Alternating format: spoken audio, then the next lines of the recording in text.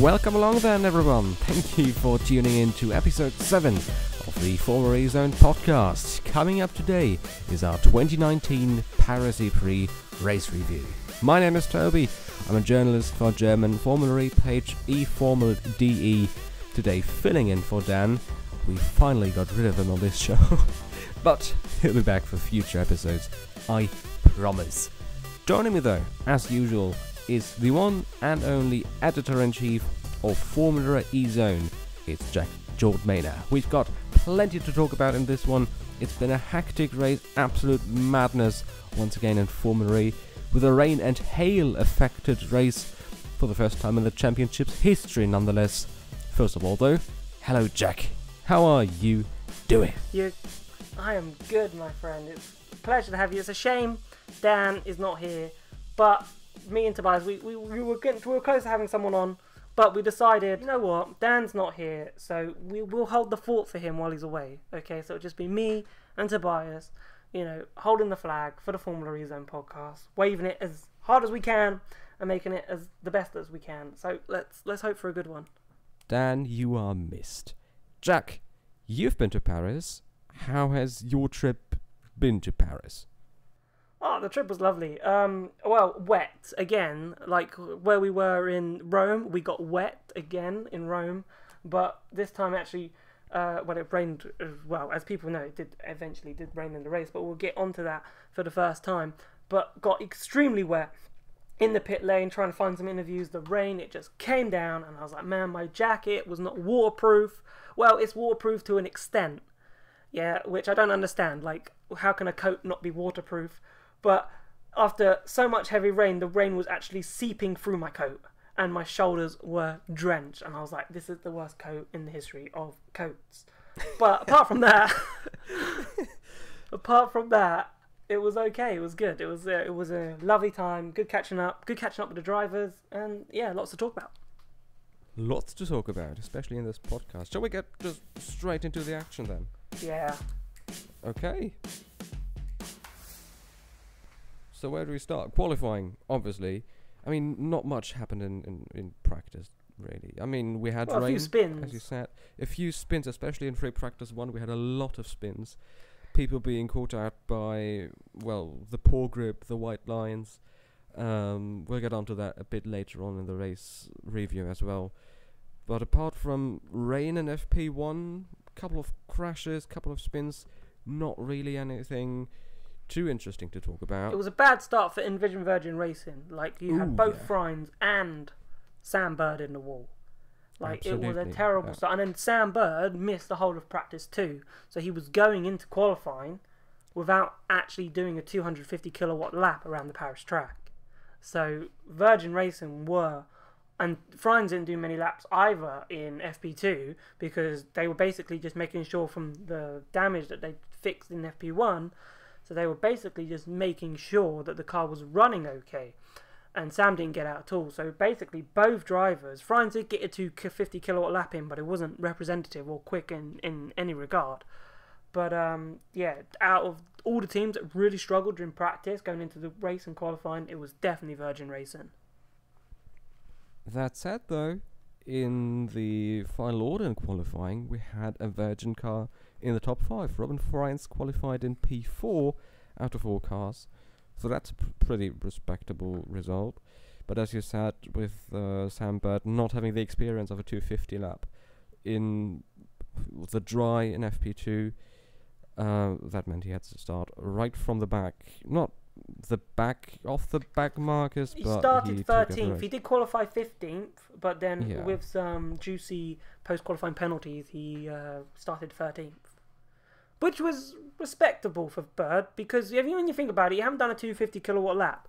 Then you stick it 13th. You're in a position. Yes, you're not in the point scoring positions, but he had a chance to then work his way through the field. And try and actually score points in the race. So he gave himself an opportunity. Now, what's all this penalty stuff been about after qualifying? You said people moved up 2 spots. Why did they? Well, Mahindra Racing. Poor old Mahindra Racing. So what had happened, I'm going to talk about Jerome D'Ambrosio first before I get into it, because Jerome D'Ambrosio was in Group 1 in qualifying, and he made it out of Group 1 and actually made it into Superpole, which I think is the first time that we've seen that. I know, it was crazy. It was a really good lap from D'Ambrosio, because you've got the others. You've got Mitch Evans, who backed the qualifying system on the Friday in the press conference, saying that it was probably the best qualifying system in Formula E. And then he starts P20, and I spoke to Evans after the race, and I was like, well, do you still think it's a good qualifying system? You're in Group 1 for the second time, and, you back the qualifying system. You were fastest. Mitch Evans was fastest in practice too. Then he qualifies P20. Now, if you're fastest in a practice session, you'll be aiming for pole position, but you end up starting P20. So, but he still, to be fair to Mitch, he backed the qualifying system, but back to Mahindra. So you had Jerome D'Ambrosio, who made it into Superpole, and also Pascal Wehrlein in the group qualifying session finished second, but then into Superpole, Wehrlein put in a stunning lap. It was an amazing lap. Literally, he nailed the circuit and put it on pole. But a couple of hours later, the dreaded, and I've got a really bad anecdote, which is like, it's not great, but I'll say it in 2 seconds. But so Wehrlein was on pole, but a tyre pressure infringement from both drivers. They were under the minimum tyre pressure by quite a way, forced them both to get disqualified. Now, I was in the pit lane getting drenched from, actually the rain had just stopped, but I was feeling my shoulders were wet. I was, and there's Dilbag Gill. And I said I was looking at the skies, and I wanted to find out. I was in the pit lane trying to find out what teams' weather radars were suggesting for the race, because it was literally intermittent rain showers all day. We had a massive downpour in the I-Pace race as well, which was about 2 o'clock. We had rain in the morning, which made FP1 wet, and then we got a little bit of rain before the race. Then it dried up, and then it rained in the race. Okay, but Dilbag Gill was there, and I put my hand out. I said, "Congratulations, Dilbag," and he went, "What for?" And I went, there was that momentary pause that I did there, and then I was like, "You're on pole, right?" He's like, "No, Jack, we've just been disqualified," and he sort of told me the reasons, and then that was quickly the end of the conversation. I did ask him about the rain. He looked at the rain. He said, "Yeah, he was expecting a bit more of it," but so I got his weather radar that they were expecting rain, but that conversation, Dilbag's normally such a nice guy to talk to, but that conversation quickly ended, let me tell you. That, and I solemnly made my way back to the media centre to realise, okay, I've got a story to write, and while trying to get stories, another story has emerged, which you don't expect, so another crazy world of Formula E. So that meant the Mahindra drivers had to start from the back, so a challenging one for them. That's right, P21 and P22. I mean, shall we just briefly talk about why teams opt for lower tyre pressures? Because go for it. That really does give an advantage, especially on tight, twisty street circuits. So generally in fast corners, less tyre pressure obviously means that the tyres deform more, and in corners they provide you with more grip, which obviously is great on a hot qualifying lap. Of course, on a straight, that means more rolling resistance, and that means more energy consumption and less top speed and all of that. But you have a clear advantage with less tyre pressure in the corners, and that's why teams always opt for low tyre pressures in motorsports.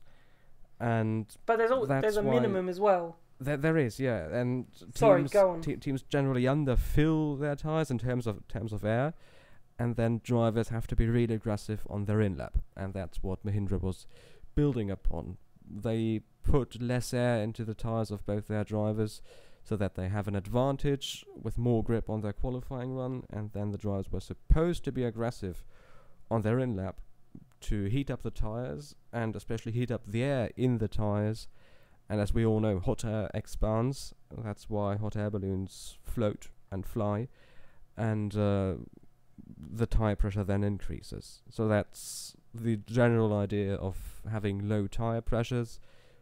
Get the drivers out on track, have them do their lap with low tyre pressures and more grip, and then a really aggressive in-lap, and arrive at the pits with high tyre pressures when they're measured, and that's just the general idea. Yeah, they're always trying to get that sort of advantage by running as low as possible and then trying to heat up so there's actually more air in the tyre after they've done their lap when it's measured. But there's a reason. So there's a minimum, of course, and mainly that minimum is just to ensure that tyre doesn't deform. So obviously Michelin will decide what the minimum tyre pressure should be for that track. So that means every team should adhere to those tyre pressure limits. And if you're under it, then Michelin will say there's a higher chance of that tyre prematurely like deforming, having a higher wear rate, overheating, tread separation, which can cause, and obviously we're using sort of very road-like tyres, so that can cause quite a big accident. So it's there for safety, for the main reason. That's why Michelin put those minimum tyre pressures there. But, you know, I think every Formula E team are trying to break the rules or bend the rules to try and see how much they could get away with, because it is a big advantage if you get it right. Absolutely, yeah. And, I mean, Mahindra was caught out in Paris, and I saw a lot of people complaining about it. It's always Formula E where the pro-sitter is disqualified after qualifying, and I get the point of criticism, I get it, but in the end of the day, it's just the rules, and teams have to adhere to what Michelin is saying. Yeah, and it was interesting. I was in the media centre and I was talking to a journalist friend of mine, and we were discussing, like, I was saying the same thing as those fans who were complaining, oh, it's always Formula E, and it's like, because you know it's going to come. You know you're going to get those social media tweets about, Formula E, post-race penalties, you never see this in Formula 1. And then the journalist I was sitting next to was like, well, that's because it's a one-day format. Exactly. Because everything's rushed and it's in a one-day format. The chances of making a mistake like that is higher than if you're doing it in practice on Friday, qualifying Saturday, race Sunday, or practice Saturday or race Sunday and qualifying Sunday. So you've got more time to sort of get to grips with what to expect from the day. But because we do everything in one day and everything's so compact, I think sometimes that catches out teams, and sometimes teams might do something by mistake, and just from the stresses of the day, especially if there's been an accident. Sometimes you've seen, you know, I think like something's gone wrong in practice and they've put something wrong on the car, they've done something wrong by mistake to get the car ready for the next session, therefore the car gets penalised through something like that, which I think we've seen on quite a few occasions. So yeah, people are right to say yes, it is Formula E, and you know it's always happening. And to be fair, it hasn't happened for a while, like where the pole sitter has been relegated from Santiago. Yeah, it's been a few races. 2 months. So which has been good for Formula E. But yeah, we don't want it every race. I think it's just unfortunate. But I suppose if you're going to have those low tyre pressures, then you're going to get that significant advantage. So it made sense, really, sadly. I know Pascal put in a brilliant lap, but it sort of made sense why he was on pole. And it could also make sense of why Jerome D'Ambrosio got out of Group 1 and got into Super Pole. Like, it's sort of, sadly, it puts the pieces of the jigsaw puzzle together that we thought, wow, that was stunning, and then all of a sudden it sort of comes out and goes, that makes sense now in a sense. It was a shame for Mahindra Racing. Do you know what I started to think about as a journalist, and especially in the fast-living and fast-moving world of motorsport and generally sports journalism? I started to think about preparing like dummy articles about the pole sitter being disqualified. And just having people do that, and just having variables, and then fill in the name. I mean, have the heading X has been disqualified from qualifying, or Y is not now in pole position, and then just fill in the variables. That's what it's come this far that I've started to think about doing that.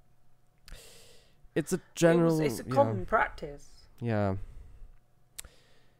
In newspapers, I think there was once upon a time, newspapers would re-release two different articles, completely different articles. So say if in football, for example, in a late game, for example, in the evening, and the newspaper's got to go to publish, they will have a X team 1 and Y team 1, and then ready, and then they just fill in the bits of what's happened in the game, and it's sent straight to publish. So it has been quite a common practice. I have seen it before, or talked about it before. I haven't actually seen it, but I've heard people actually try and be in that situation where they need to get something out or prepare something just in case X happens. Yeah. So it does happen. I've heard about newspapers. It's funny that you're thinking that way now, because it's true. It's like we were talking about when we get to the race, and we're talking about after the race, and obviously it was a chaotic race, and we were like, do we wait? Is this race the final result? Like, we were waiting tender hooks for some post-race penalties to be dished out. Thankfully, there wasn't any severe that impacted the result of the race, but there were some post-race penalties given out, but didn't impact the result, which was quite good. But we were expecting post-race penalties to impact the result, so we were like, well, we'll say Frines has won, or, you know, who's won, but we'll sort of like hold back, make sure we're here to hear the news from the FIA. So, yeah, even I don't think you're the only journalist thinking that way. I've heard about newspapers even planning obituaries for, like, people passing away. Oh, that's true. That's been done. Yeah. When I was in uni, a journalist had died. I think it was an old journalist. She had died from old age, but she had written an obituary about someone who then died after she had died, and obviously the article went out. It was published with her name, but so she technically wrote that article from the grave, but she hadn't. Oh, that's bad. It had been planned from so long, this person's obituary, and then but the person died after the reporter died. So therefore, so that again is common practice, that it's been done. But I mean, you get crazy stories like that. Credit where it's due. I mean, it's her intellectual property, isn't it? Yeah. So why would you change the name? Oh God, that's bad. Oh God, Jesus. Yeah, but it's just that they just plan it. It's mind-boggling to think of. I know it's really not Formula E based right now, but at the same time, it's still interesting, right? Absolutely. Just to think about it. But in terms of Formula E, that's how we're thinking. We're just thinking like you need something ready just in case that happens, because there's such a high likelihood of that happening that we might as well prepare for that inevitability. We should open up a new podcast about sports journalism and talk about these sorts of things on that one. Shall we just move back to Formula E maybe then? And keep the idea of the sports journalism podcast in mind for another day. Because after we still haven't talked about the final starting order. We've talked about Mahindra getting penalised and starting from P21 and P22, but we had a new pole sitter, and this man's name was Oliver Rowland. All of a sudden, alongside him, his teammate Sebastian Buemi. Nissan locking out the front row, which was the first front row lockout for a team since Neo in Hong Kong in season 3, when Nelson Piquet Jr. was on pole alongside Oliver Turvey. So it's been a long time, 2 seasons or a season and a bit between a front row lockout. So that was a while since we saw one of those. Has it been Nelson's last pole position as well? More than likely, because he didn't get a pole position for Nelson, and that was the only pole. That was the first race for Neo, and it went backwards. Like, we all thought, wow, Neo could win this championship after season 1. Front row lockout. Never seen that before in 2 seasons of Formula E. And then they went completely south in season 3. So and Jaguar haven't got pole. Well, Piquet definitely hasn't got a pole under. That's right, yeah. Under Jaguar when he was there, so that would have been his last pole position in season 3 Hong Kong. Probably, yeah. So I think that was his first pole position as well. But anyway, because I don't think he got a pole position in his championship winning year. Oof. Don't think he did. Oof.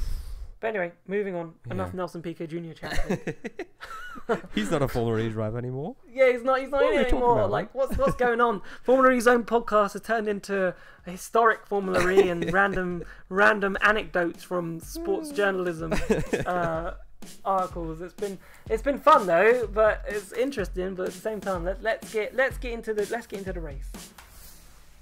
Yes, and we had another rain shower before the race, as you said earlier. And that meant we had to start behind the safety car.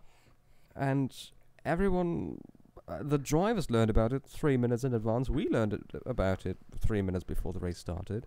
The reason for the safety car start is that the sun dried up the left-hand side of the start straight. It's not really it was the undercover main by straight, trees. Yeah. and the right-hand side was covered by trees. And so the track was wet on the right-hand side and dry on the left-hand side. And the race director, that's the first time I've heard about this reasoning. The race director said it's unfair. And, I mean, I've never heard about a race director arguing. Usually race directors say that's not safe. But now the race director that he said it was that's unfair, not fair for people starting on the right-hand side. It made sense because it was unfair. Absolutely, like, you couldn't have everyone on that side of the grid where it was wet is going to get hampered. They're going to get such a worse start, and you're going to see everyone on the dry side just steam past them. And you're just like, well, that's a random start, isn't it? And you're just like, well, what's the point in qualifying P? I think second would have started on the wet side. So you qualified P2, and then you get into the first corner and you're in 6th place because third, 5th, and 8th have gone past you because it was dry, and you're too busy slipping and sliding till you get to the drive section. So I think it was the right call to start behind the safety car in that situation, because we had the rain shower and the track hadn't fully dried. One was in the sun, one wasn't in the sun, so obviously the one in the sun is going to dry first. It was common logic, and it was good to see some common logic actually used in Formula E. I'm not saying it's not really used common logic, but it can be questionable from time to time. But I think there was some good common sense used, and I think it was good. It was a shame we didn't have that normal start, but yeah, it was a bit of an anticlimax. Yeah, but I think right decision was made. I was surprised actually that the time hadn't started. I don't know if the time for the race hadn't started until the safety car peered in, and I thought, oh, but they're obviously, even though they're under safety car conditions, they're still using energy. Like, energy is going down.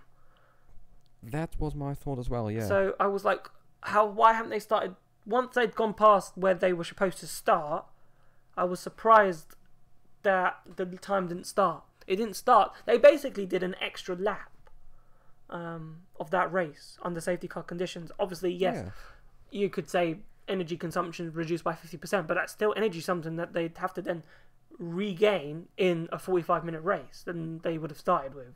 So obviously that would have caused for a little bit more energy management in the race. And usually this is what happens behind with the safety car start. Yeah. Think about other motorsport series. As soon as the safety car leaves the grid, lap 1 is on without a formation. In an aborted start. Like, basically it was something similar that we had. We basically had an aborted start due to the track grid not being safe. So that counts towards a lap. So you'd, like in Formula 1, like if it was Albert Park, it becomes from a 58 lap race, it becomes a 57 lap race because they're using fuel on that lap to round the safety car. So it's unfair to do a 58 lap race once you've done an aborted start. It's been like that in Formula 1 for years. So I just found it really interesting that the time actually hadn't started. Do you know what I would have liked to have seen? An IndyCar start.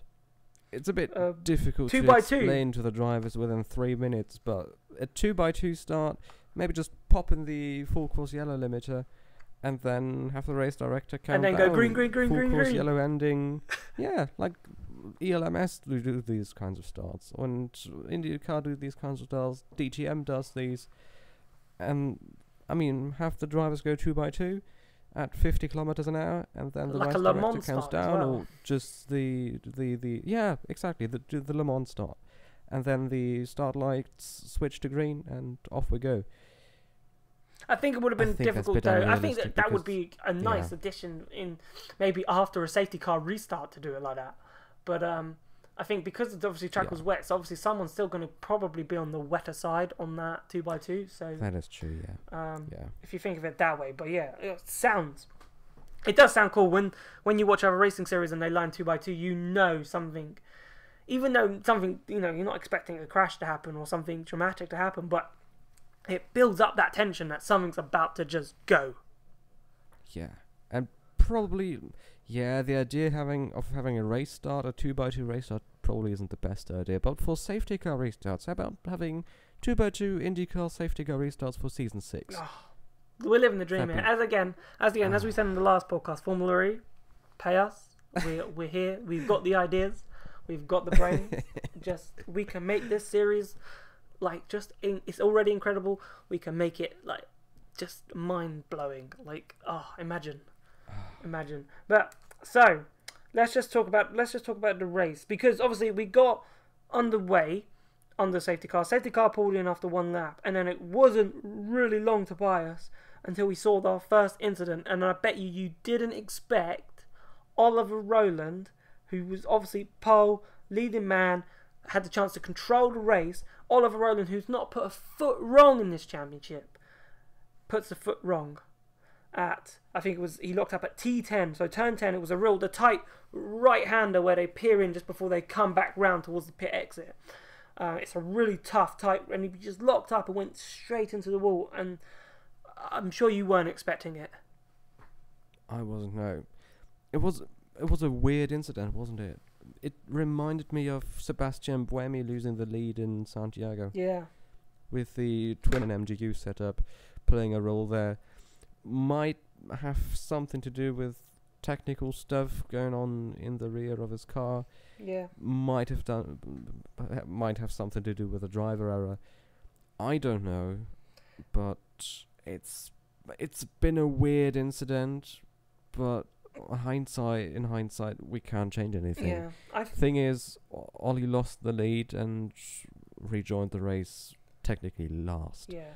Not too much damage to his car, but he lost his front wing, I think. Did he lose all of it? Yeah. I think he had an incident later on where he also damaged his front because they wing. changed his front wing after that, and then he got into another incident, and I was like, you just like, you know what, I'm not coming back in. I'm just going to drive the rest of the race without this front wing and see what happens. But yeah, it wasn't the most spectacular race for Roland. I was speaking to another journalist, actually, another German journalist, actually in the race, and they were talking, because obviously there's a lot of controversial things going on about the Nissan Edam's powertrain with the twin motor setup, and we're now in round 8, and according to him, he told me that teams are ready to protest Nissan's twin motor system, and but I made the argument that these cars have already been homologated, they've already been cleared by the FIA, so they should be legal. In a sense, like, you can't start protesting a team because they're doing something like it's been homologated by the FIA. So they've said it's okay.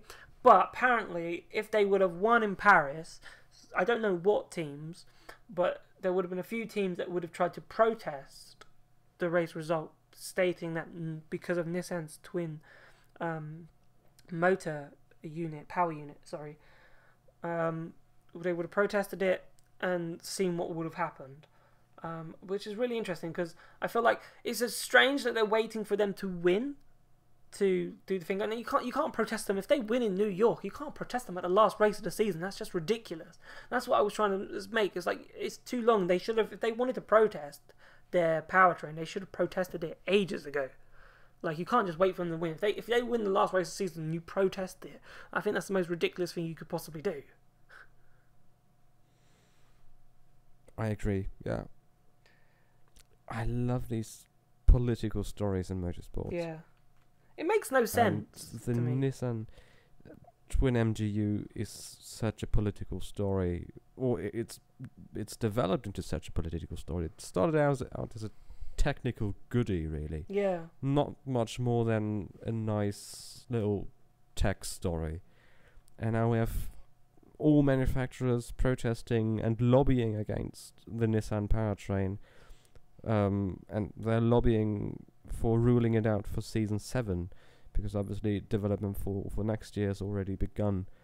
And yeah, so they're all going to develop it for season 6, and then they're all going to ban it. It's just hilarious, isn't it, when you think about it? Like, okay, we've seen what you've done there, Nissan. We've seen it. Okay, we don't like it. We're going to do it for one season because we can see the advantage you're getting from it. Because they are. Because all drivers, when you speak to drivers and they're behind a Nissan car, they can't keep up with it coming out of a corner. Pull away. They can't keep up with it coming out of a corner. They just say it just bolts. And it's just gone. And that advantage of trying to stay with them and trying to overtake them is so difficult. But it's amazing that, okay, we're going to run that twin motor system or something similar to give us that boost. But then obviously season 7 we're going to say, we shouldn't do that. It's just then a waste of investment, if that makes sense. But again, it's like they've waited too long to protest. Like, we're going into 5 races of the season left. Yeah, 4 locations and 5 races, because New York is a double header. So it's too late. Like, if you protest it, even if they win in Monaco, like, it's still, for me, too late to protest their powertrain. Like, you should have done it much earlier in the season, like Marrakesh time or Santiago, not towards the back end of the season. Thing is, the story only really surfaced after Santiago. I think it was after Sanya it became big. That more teams are starting to lobbying against it. Maybe early rumours of the tech stuff sort of came out by Santiago, but Sanya was apparently when the story became big. We'll keep that in mind for the next couple of races, and we'll always keep an eye open for Nissan's powertrain. I don't think other teams are going to follow suit for next year, because as well as Nissan, they've already started developing their Season 6 powertrain. And I'm not really sure if... Well, they've got the option quote unquote, they've got the option small to. They wanted to run something sure, similar. Yeah. Like, if they're not going to ban it, if they're going to ban it for Season 7, then they've got the option to run it in Season 6. Okay, but it's interesting. But I think what we should do is we should move along. Roland then fell down to the back, and then Sebastian Buemi took the lead of the race. And Robin Frijns was promoted to second from the incident. And Frijns looked super quick behind Buemi, you have to admit. And Frijns knew this, and he went into attack mode first. And even under attack mode now, Paris is an extremely difficult track to get past. But he, on the first lap with attack mode, Frijns got close but couldn't really get past. But then coming into turn 9, just before the activation zone, Buemi he went wide, and Frijns, and now for me, you've gone into attack mode. So for me, I think for Robin, I feel like he should have been a bit more careful here, because he stuck his nose in down the inside of turn 9 where Buemi had left a gap. But obviously, Frijns is in attack mode. Buemi wants to take attack mode. So by Frijns putting his front wing in there, in the corner essentially, and Buemi always going to cut across, there was always going to be contact there, in my opinion. Always, and that's what happened. Buemi, it wasn't a massive amount of contact, it was just like a brush, but it was enough to damage Robin Frijns' front wing. But, crucially, it was also enough to give Sebastian Buemi a slow puncture. Okay, which then caused Buemi to slow down and eventually get passed by Frijns. And Buemi had to go into pits to change the tyre. Now, my version, I just sort of said that there, Tobias. My version is that I felt like, I'm not saying Frijns is at fault, because Buemi didn't have to take attack mode, but I'm just thinking maybe Frijns should have been thinking that Buemi was going to take attack mode. How did you see the situation? I agree. Frijns has been really lucky not to be penalised in that kind of situation. Of course, it's right at the border between a racing incident and Robin, you shouldn't have had your car in this kind of position. It's a tough call, and it's not been the cleanest of situations. That's sure for certain. But for me, like, I spoke to Robin after the race. And he said, well, for him, obviously not for me, but for him, it was a poor place to put the attack mode, because everyone's switching to the outside. So if you are trying to go and move and you want to go attack mode, you have to prepare for them to cut in, which Frijns sort of admitted that he wasn't really prepared for Buemi, or didn't think that he would cut across. Because he made that mistake and because he put the front wing in, I think Frijns was hoping he'd seen him and had to continue for another lap without attack mode. Because Buemi did make the mistake. Like, in a normal situation, in a normal racing without any attack mode, I don't think there would have been a collision. They wouldn't have touched. Because Buemi would have driven straight, Frijns would have sort of turned in more sharply, but would have been on sort of the inside, maybe alongside his wheel. I don't think they would have touched. I think they only touch because Buemi's going into that attack mode and sort of cuts across that front wing, but because Frijns put it there, and he sort of maybe as racing drivers say, he gave Buemi the choice to either hit him to go into attack mode or not take attack mode. For me, it's definitely, I wouldn't say it's Frijns' fault. I think maybe Frijns could have been a bit more aware of the situation and maybe think, he's going to go into attack mode because I'm in attack mode. Like, they're going to be on the radio telling him to cover what I've just done. Like, it's just common sense. But I suppose in the heat of the battle, when you're driving the car, you see a mistake, you stick your nose in, right? So I don't blame Fries. That's right, yeah. I don't blame as well, yeah. And the interesting thing is that they moved the attack zone just days before the race. It was supposed to be a little more down the straight, 30 meters more down the straight. Yeah. And that would have changed the entire setup of that particular corner. Because had it been the attack zone layout as it was announced a couple of weeks in advance to the race, drivers would have taken a normal line through turn 10 and then moved over to the right hand side, technically lose no time whatsoever, and only have the advantage of the extra 25 kilowatts. Yeah. And well, they moved it, so drivers had to take another line through that corner, and that led to that situation. Do you know what also is interesting? The story about the slow puncture. Yes. Do you know what particular part of the tire Robin ruptured with his nose cone? He made contact with the right rear wheel, obviously, and he hit Buemi at the exact place where the valve was for the air to come in. Oh, wow. There we go again. Yeah. And he damaged the valve stem and bent it, and that meant that the air slowly crept out of the tire, and that led to Buemi not retiring, but having to change his tires 3 laps afterwards. It's so interesting. What are the chances you could say because Sam Bird obviously punctured Lotterer's tire in where was it? Hong Kong. And Sam got a penalty for it post race because obviously Lotterer was in the lead. Obviously, it was a different sort of move. It's hard to compare, apples and oranges, you could say, because it was a slightly different move, but it was the same result. And yes, it was a different move, but there was the same outcome. Both drivers got a puncture. And Sam was penalised in that race, but Robin wasn't. So you could say there was, considering the outcome, there was a different.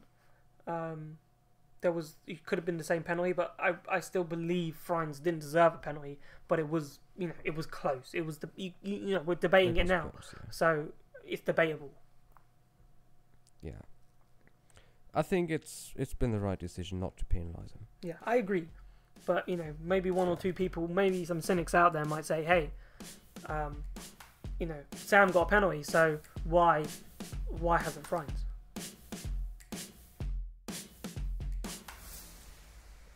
And you know what this, all of that also meant? That we had a third leader of the E-prix. Yeah. We had Roland, he bottled it on lap 1. Buemi had to pit with the slow puncture. Also was caught for overspeeding in the pit lane and had to do another drive-through penalty for that, by the way. And then Robin Frines took the lead. And it's a third different lead change. It was pretty good, but I suppose it wasn't due to normal overtaking, so it was a bit like that stat when Roland crashed. There's been 21 overtakes in this E-prix. I was like, yeah, because Roland's gone from first to last, so technically there's been none. Yeah. Yeah. I thought the same, yeah. Yeah, and all of that happened before we even had the first drop of rain, and that was the biggest talking point of the race.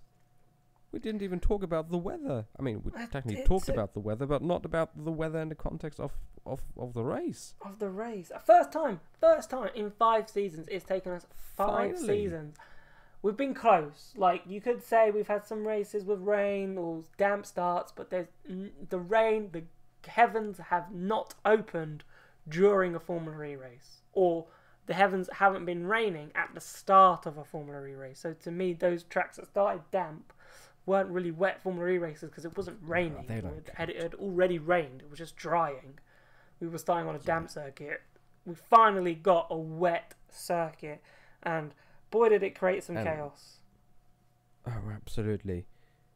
I think... Did you walk through Parc Ferme after the race?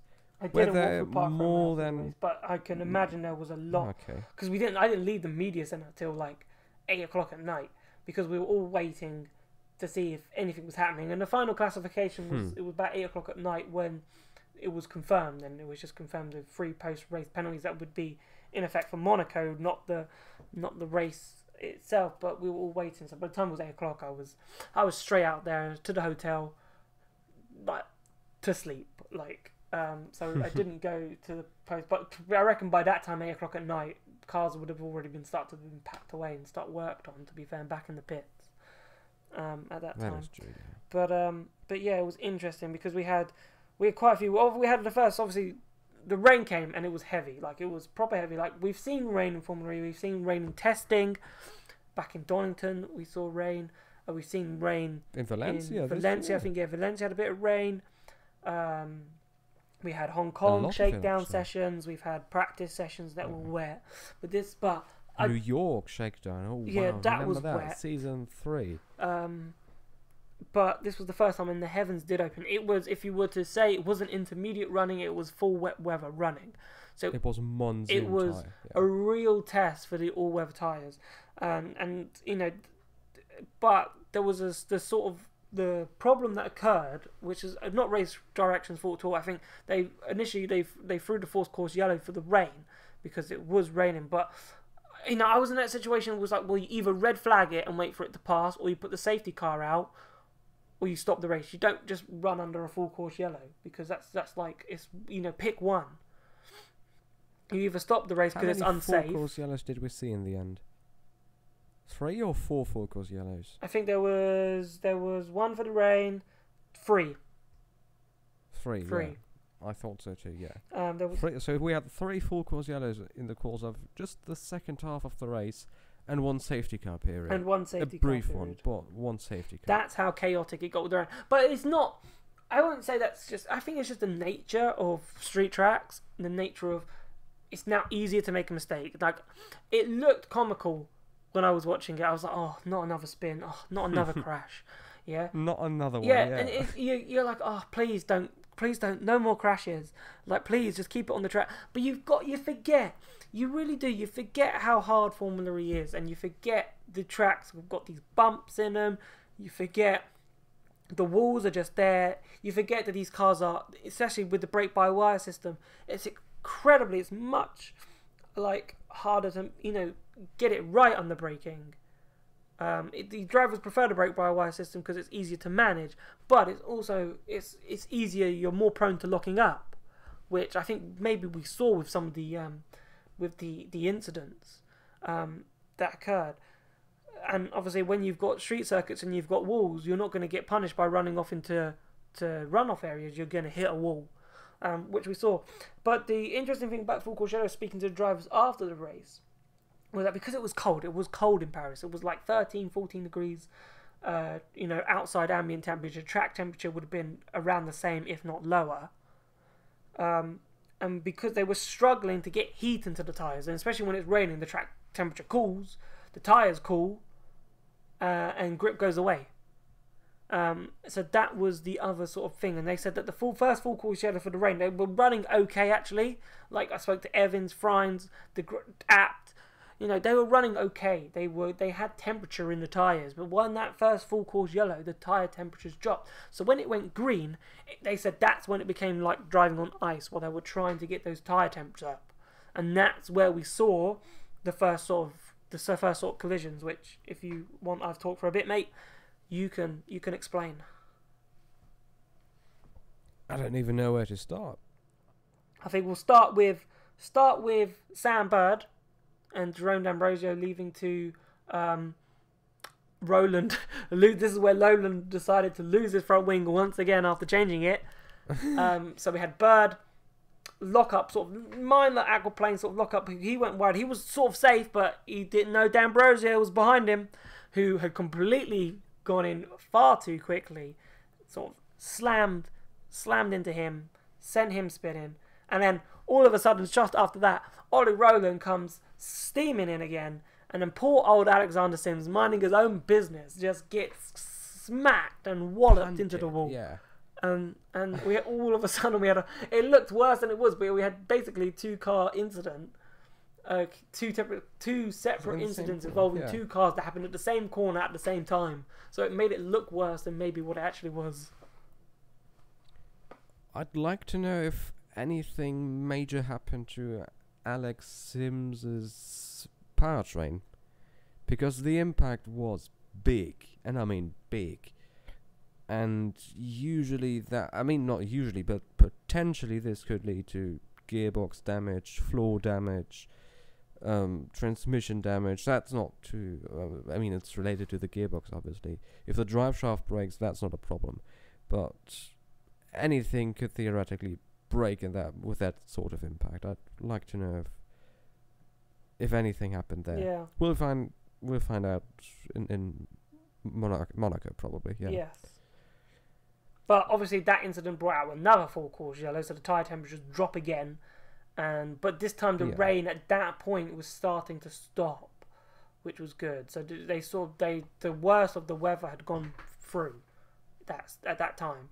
So that was good for the race anyway, and the track was starting to dry. But then we still saw incidents despite the rain stopping. That's the nature of street circuits, isn't it? Yep. We had a lot of white lines, a bit of undulation around Paris as well. That doesn't really come across in the TV pictures, but the area around turns, let me think, 3, 4, 5, 6, 7, 8, 9, that has a lot of undulation actually. And the same, it does. It's basically uphill then downhill in terms of the first corner after the start light, so that's turn 2 to turn 3. It all goes up and down. Yeah, and then the corner right before the attack zone also has a little kink and a small hill, and it's just enough to unsettle these cars.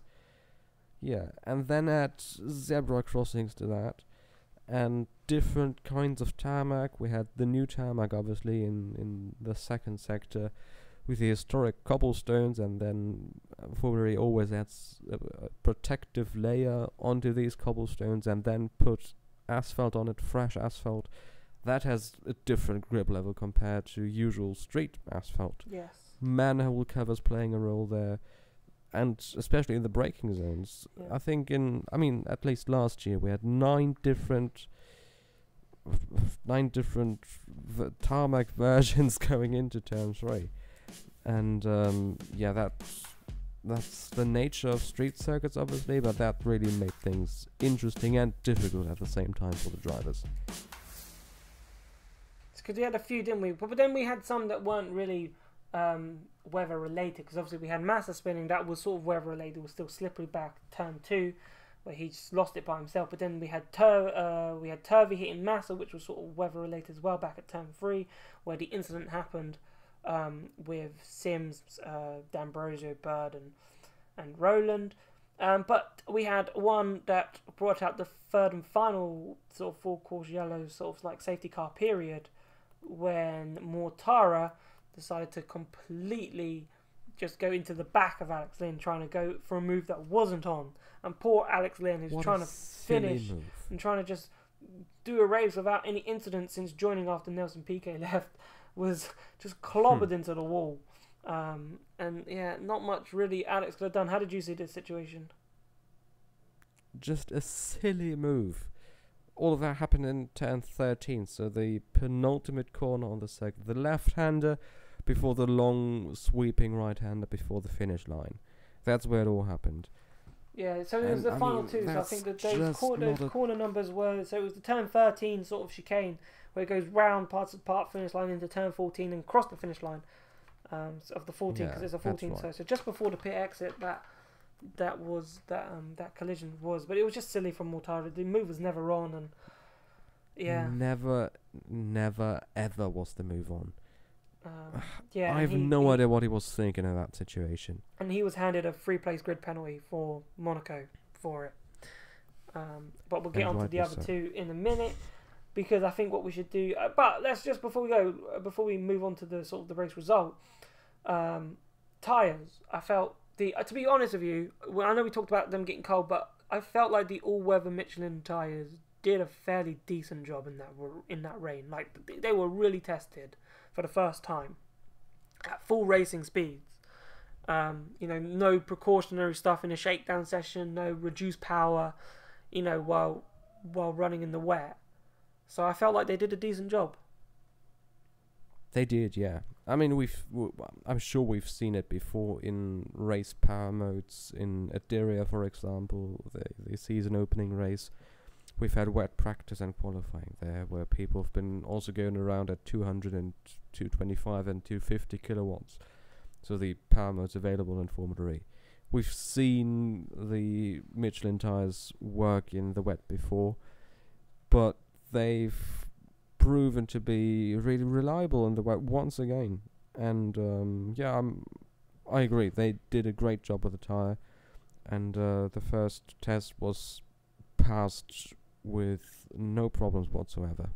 Yeah, because as we said, like for France of us, you can disagree with us if you want. Feel free, but at the same time, I felt like the incidents that we had were probably compounded by street circuits. Like if it was in Monaco, for example, Monaco Formula 1, for example, you could see it. Like if it was heavy rain, we do see drivers crash at the Nouvelle Chicane and to back, and things can happen. It's a street circuit. There's a wall there. If you make a mistake, and it's compounded in the wet in wet running, so I don't think you can blame the tyres too much, and I think they held up pretty well. But moving on then to the race now, Franz and Lotterer, despite Franz having that front wing damage, Franz and Lotterer really were in a class of their own. But it was Robin Franz then who was able, as I know we get to this point in the podcast where we reveal the race winner, but we already all know the race winner at the same time, and I sort of did accidentally say Franz won the race earlier in the podcast, which was like, oh no, but really and truly it doesn't matter. So Franz, he was able to take his maiden victory on King's Day, which is a big holiday in Holland, and he now, with that victory, can you believe it? I don't think anyone going into Paris would have said Robin Franz would be, no disrespect to Robin, like he's a fantastic race driver, I don't mean that in any like harsh way, he is. But I don't think we would have thought Robin Franz would be coming away from this race leading the Drivers' Championship. That is right, yeah. And also Andre Lotterer being just 1 point behind him and not having a race win at this stage. I had someone say he might win the championship without winning a single race. I think Andre's win will come, but he's on that route, isn't he? He's definitely on that route to winning a race to winning the championship, because he's the most consistent driver at the moment. He really is. Although he had 2 occasions on which he didn't score any points. Santiago, where it was in no man's land, and then had the incident with Felix da Costa and his teammate Jean-Eric Verne, and then Hong Kong, which was a disaster for him. Obviously with the tire cutting incident, and Sam Bird should have won the race, and then the disastrous end to that one. Yeah. And now it's I think only his second podium this year. However, good top 10 and top 5 results beforehand mean he's up to 80 points in the Drivers' Championship now. Franz has 81 to his name, and I mean, even after 8 races, after 8 races in this season, anything is still up for grabs. Yep, 8 races. Who got third in Paris? The third German, Daniel Abt in P3, taking 15 points away for Audi. His teammate Lucas Di Grassi finishing 4th, taking another 12 points away for Audi. These guys have finally found the pace and are a close match to the Envision Virgin crew finally at this stage. They've been absolutely dominated by their customer team in the previous rounds, and now Audi finally found their pace and is now only trailing their customer team by 6 points in the championship. Well, driver of the day then. Driver of the day. Now, this is quite a difficult one, to be honest with you, because it was such a crazy race. Tobias, I'm going to open it up to you. I'll take the short straw on trying to think of maybe someone else. But who would you say your driver of the day was? I'd say my driver of the day is Andre Lotterer. We haven't really talked too much about him today, but he started the race after qualifying in P8. Started the race from P6 because of the 2 penalties for Mahindra. Started the race from P6 and then made the best use of all these weird conditions and people retiring all around him. Plowed through the field and ended up in second, challenging Franz for the most part of the race. The Virgin still had a bit of a pace advantage, but still Andre could keep up with him, and that once again gives him my award for the driver of the day. How about yours? Well, I was surprised. I really thought you were going to go for Robin Franz, but then again, a German going with a German driver, so that makes sense. Right then, so that means I thought you were going to go for Franz, and then I was probably going to go for Lotterer, but I will go for Franz then, because I think Franz did an amazing job. I said, yes, I know he's a little bit debatable about, his move on Buemi and so forth, but to be fair, he and Lotterer both were fantastic. They both mastered the conditions. They didn't really put a foot wrong when it started to rain. While others were tripping up over each other, those two were just consistently just putting in the lap times. So, and for Franz to win with a dodgy front wing as well, I thought was just even more spectacular. So, for me, definitely Robin for driver of the day, but Lotterer is also a fantastic a shout for driver of the day. But I think Dan, Dan should be proud of us. That's what I want to say. I think we've done a decent job. I think we've done him all right, Tobias. He should be happy. Yeah. He should be happy. Yeah. He should be happy with us. We've held the fort down. We've had some interesting debate, and we've done it. So I just want to say thank you so much, Tobias, for coming on again. Oh no, thank you for having me on and for being here as well. Always a pleasure. Monaco, I will be in Monaco. Tobias, will you be in Monaco? I don't have the money to be in Monaco. No, I won't be. Oh, no. Oh, so I will be in Monaco, so I will be there giving you... So for the next podcast that we do after Monaco, so Dan it's unlikely that Dan will be back, so he's doing his law exams at the moment. Student life and everything, so it might be difficult, so it will be me and Tobias again. If not, we're trying our best to get a guest, but, sometimes, people are busy with lives and sometimes people can't come on. So, if not, it might be someone with another brand new spanking guest to take us through the Monaco E-prix. But if not, you'll have to listen to the luscious, gorgeous tones of myself and Tobias in our Monaco podcast. But thank you so much for listening. Please remember to subscribe, like the video, follow us on Twitter, and on Patreon, just enjoy the content. Okay, give E-Formel-D. They do some amazing work. I know it's in German, but for our German listeners, and even if you're not German, you can translate. There's this beautiful thing called Google Translate, and it translates their articles. They do some amazing work.